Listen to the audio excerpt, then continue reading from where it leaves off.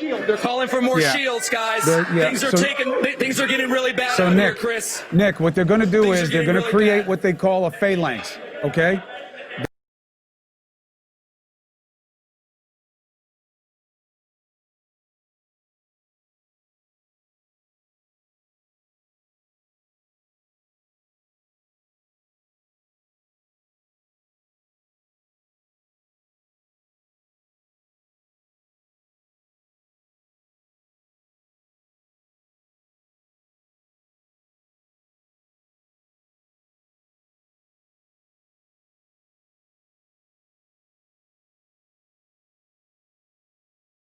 They're going to create an angle of these shields.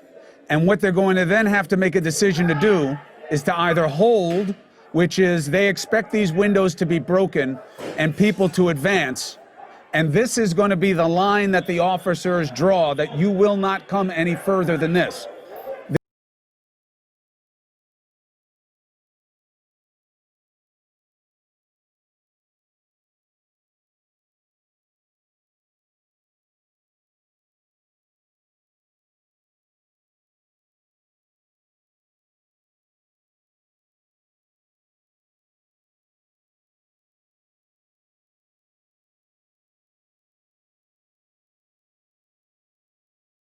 The decision that's more complicated for them is whether or not to move forward, because they only have where this white guy with the skateboard is standing.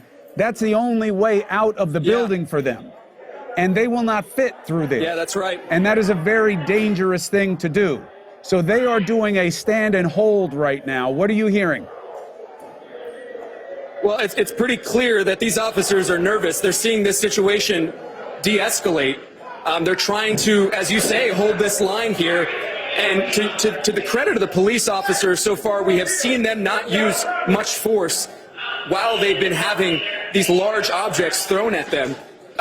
You know, they are establishing their presence right now. There's no doubt about that, holding this line here, Chris. And, you know, we're watching it happen right in front of us. Well, they are preparing for what they anticipate to be a rush of the building. Red beams putting on this individual here in front of you, and the man with the skateboard. You've got, you know, weapons pointed at him. This is just so sad to see happen here. Now, that's what the umbrella is about, is to try to block the officer's vision of what's going on. The question becomes, once this guy with the skateboard succeeds and breaks the window, what does it mean to the crowd? Is that the satisfaction they want, or are they going to try to advance? And God forbid they do, you're going to have a very different situation. Well, we'll be live right here covering it all, Chris. We're right behind the police line. You know, clearly the officers are outnumbered. Those demonstrators are going back, you know, they're very deep, going back towards Centennial Olympic Park. I feel as though I believe I just heard what I thought was a taser deployed. I don't see anyone, though, that was on the other end of it. You're seeing more shields, more reinforcements come into that line. Police officers telling their colleagues, directing them to where they need more reinforcement. We're seeing now more demonstrators come to the front. They seem like they're antsy, Chris. They seem like they're ready to charge. This is not a good look. This is not a good sign here for these officers on the other side of it.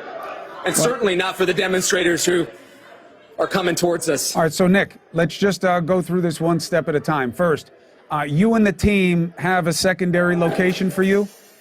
If they come through here and the police start going, you have a way to get up the stairs? We absolutely do. We've managed to put ourselves in a position where, you know, our viewers can see what's going on, though, you know, we know safety, and there's no story worth risking your life over, Chris. You know, we know that. I've got a daughter and a wife I want to get home to tonight. You got a beautiful family. I see them all the time. You're a lucky man. You just make sure that the team has a place to go. You can always report later. And again, this is a tough situation because you have a small opening. And if they break the other window, then you have a bigger opening for the protesters to come in, although that would be a really, really dangerous thing for them to do. And then you also have another option for the officers to try to move the line farther outside CNN. The big question becomes, Nick, do we have any way of knowing what's happening with that crowd outside in terms of policing Or is this it? Just these cops here? You said there's a larger police presence. Where? There is a larger police presence, just east of me here, Chris. You have the majority of those officers here. That's where the reinforcements are coming from.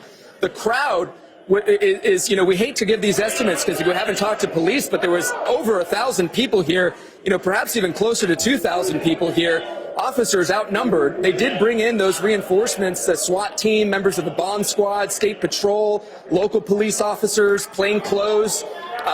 They've given these orders already to these demonstrators to disperse.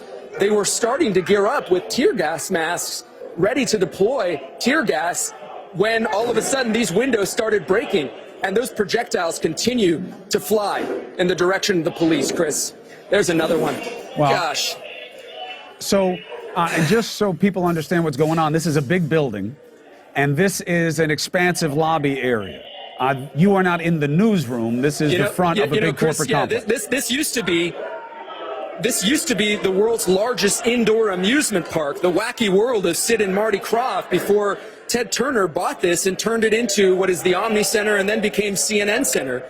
This used to be the site of an indoor roller coaster. It still has the world's longest freestanding escalator.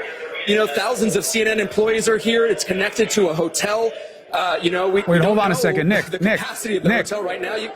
Nick, go ahead. Are those guys in front preparing to light something on fire?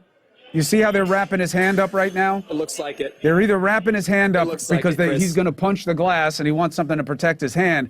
But I saw him pouring something on it. Maybe he hurt his hand, and they're just trying to wrap his hand.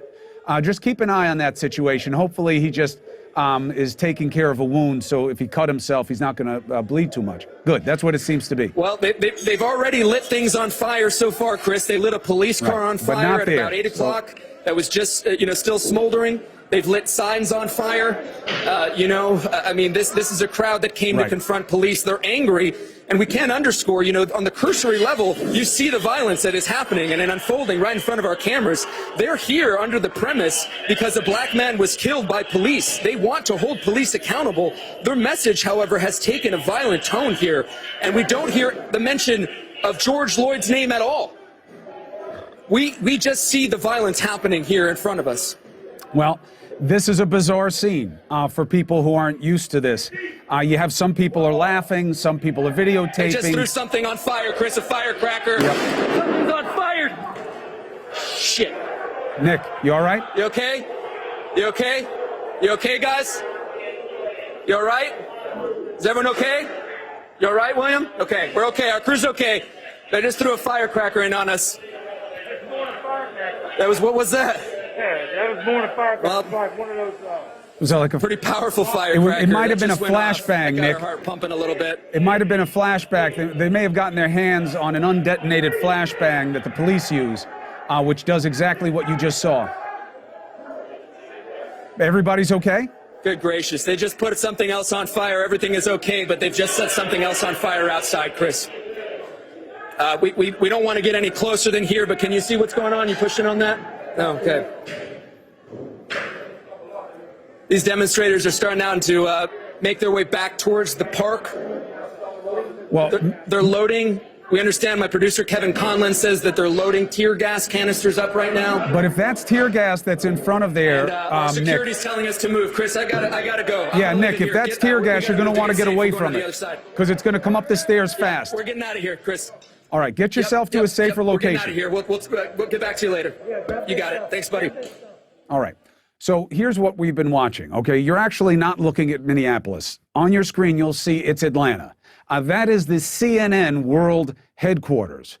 Police had been outside, and then as the crowds advanced on CNN, and they were on top of the CNN logo and spray painting things on it, and they started to light cars on fire and become increasingly violent, we had the police move inside CNN, and then the windows of CNN were broken.